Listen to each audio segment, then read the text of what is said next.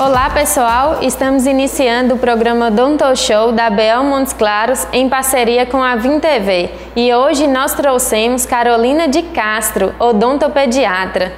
Olá Carolina, é um prazer recebê-la. Igualmente, Maiara. Carolina, fala pra gente sobre a sua especialidade. Bem, eu sou odontopediatra, formada em Diamantina. Em seguida eu fiz o mestrado e o doutorado em odontopediatria também. É uma área que eu gosto muito e hoje eu leciono na área de odontopediatria e clínica de pacientes especiais.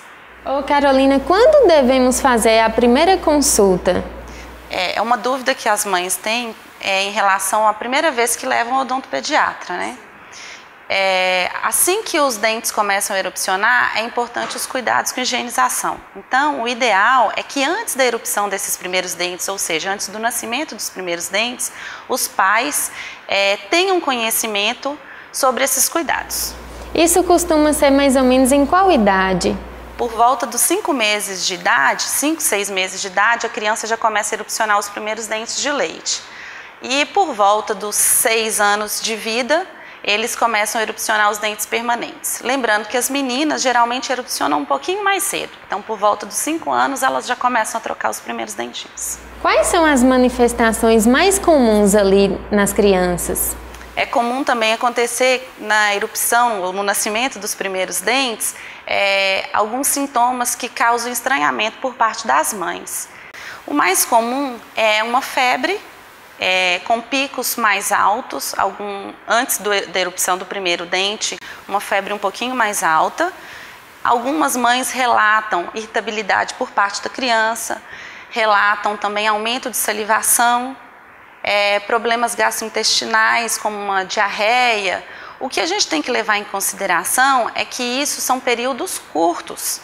Então, assim, de um dia para o outro a criança teve uma alteração, isso é considerado normal, justificado pela erupção dos dentes. A partir do momento que já ultrapassou esse período, o ideal é procurar um médico. Então, normalmente, a criança tem sim um pico de febre por causa do processo de erupção. Existe o relato também de salivação excessiva e a diarreia, mas que geralmente eles são causados pelo período em que a criança se encontra. Então, a criança começou a engatinhar, coincide com o período de erupção dos dentes. Então, ela coloca objetos que possam estar contaminados na boca, o que leva a essa alteração. Elas podem sentir alguma dor, algum incômodo maior? Pode. Algumas mães relatam que a criança fica irritada, Coloca a mãozinha com mais frequência na boca, leva mais objetos à boca. Então, acredita-se que sim. O que a gente pode fazer para amenizar isso é entregar os mordedores que a gente tem costume de entregar para essas crianças. Esses mordedores a gente coloca na geladeira, no freezer, porque o gelo diminui essa sensação de desconforto e a criança fica mais tranquila quando ela começa a mastigar isso. Ô Carol, quais são os cuidados com a higiene das crianças? Então, a parte de higiene é uma parte que a gente tem que orientar bastante os pais, que na verdade o que o odontopediatra busca, é prevenção. Então, os bebês, eles devem iniciar a higienização da boquinha a partir do momento que erupciona o primeiro dente. Tinha-se uma ideia de que assim que o bebê terminava de mamar, fazia amamentação e a mãe deveria ir lá passar a fraldinha para limpar a boca da criança. Não existe uma justificativa para isso. A partir do momento, então, que erupcionou o primeiro dentinho, nasceu o primeiro dentinho, que é o dente de leite, aí sim ela deve fazer essa higienização. Como que é feita essa higienização? É preconizado que seja utilizada uma fraldinha ou uma escova compatível com a idade da criança. Então, a gente tem várias escovas de tamanhos diferentes, que caracteriza cada fase. Então, essa escovinha pode ser utilizada. É importante a gente lembrar que no início, quando começa essa escovação, a criança mastiga muito a escova.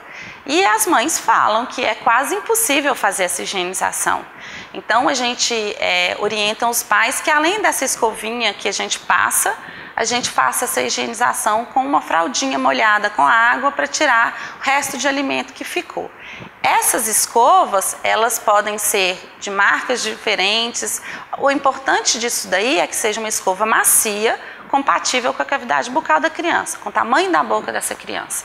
Crianças muito pequenas, as escovas são menores, né, com as bordas bastante arredondadas para risco de não machucar essa criança. E isso são feitas as recomendações também, né?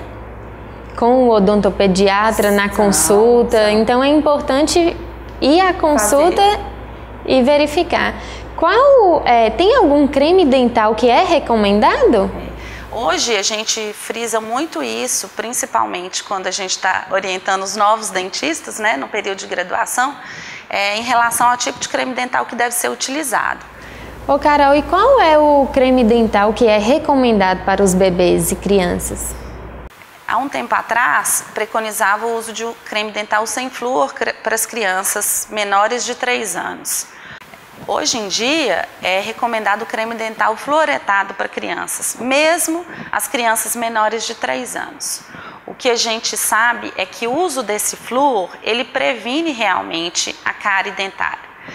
E, do ponto de vista de risco, quando esse creme dental é utilizado sob supervisão, numa quantidade adequada, esse risco de engolir o creme dental e causar o que eles chamam de fluorose é muito diminuído. A quantidade do creme dental para crianças menores de 3 anos, o que é recomendado é 1 grãozinho de arroz. E para crianças maiores de 3 anos, recomendado o tamanho do grão de ervilha. Então essa quantidade diminui o risco da criança engolir. É muito pouco, né, Carol? Bem pouquinho. Às vezes as mães não conhecem, né? Carol, nós vamos para um rápido intervalo.